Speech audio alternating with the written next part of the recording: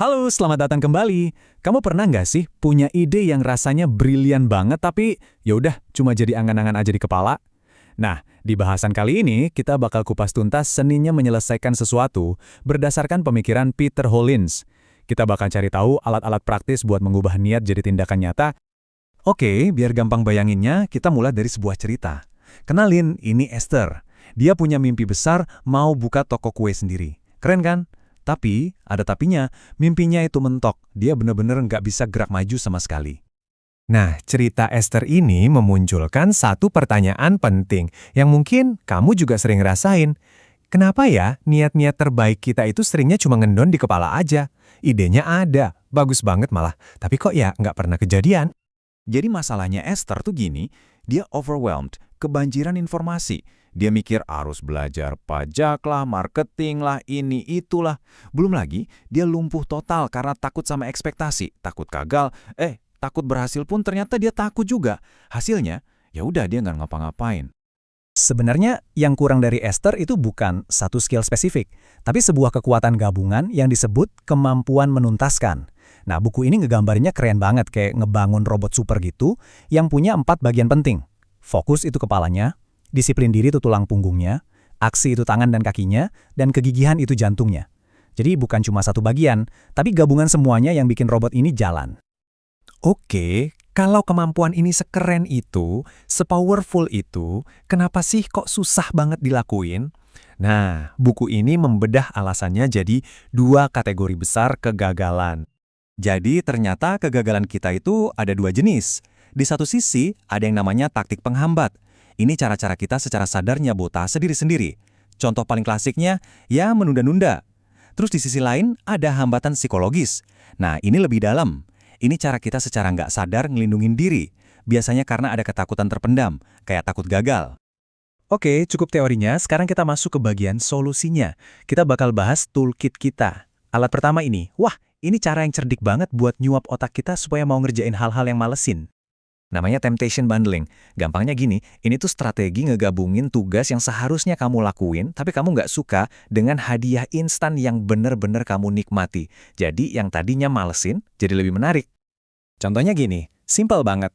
Langkah pertama, pilih tugas yang suka kamu tunda. Misalnya melipat cucian.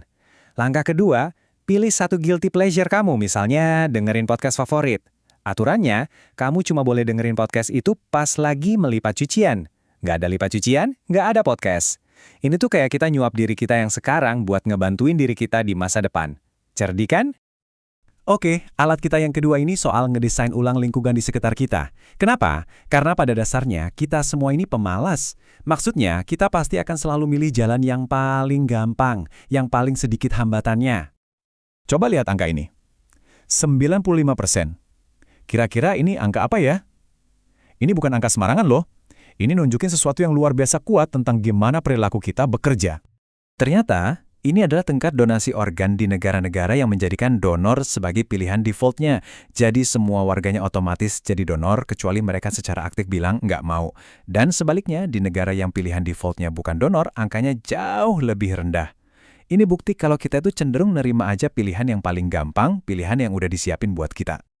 Nah, ini jadi pertanyaan penting buat kita semua.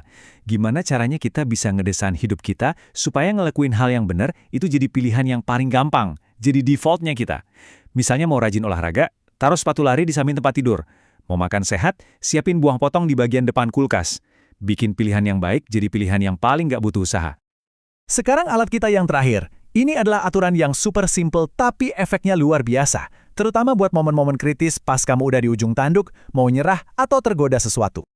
Bayangin deh, kamu lagi ngerjain sesuatu yang penting, terus tiba-tiba, buntu, mentok.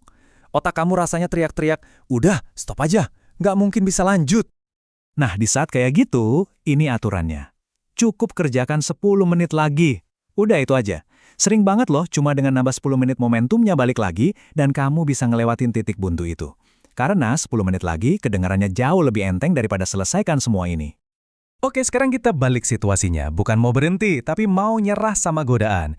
Tiba-tiba ada keinginan kuat buat ngecek HP atau ngemil kue, itu padahal lagi diet.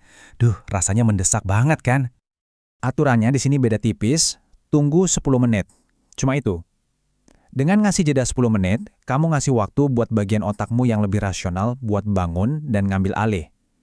Dan seringkali, setelah 10 menit, keinginan kuat tadi udah nggak sekuat itu lagi, bahkan bisa hilang. Jadi, kita udah lihat semuanya ya, mulai dari masalahnya Esther sampai 3 alat praktis buat ngatasinnya. Kita jadi tahu cara ngejembatanin jurang yang lebah antara niat dan tindakan.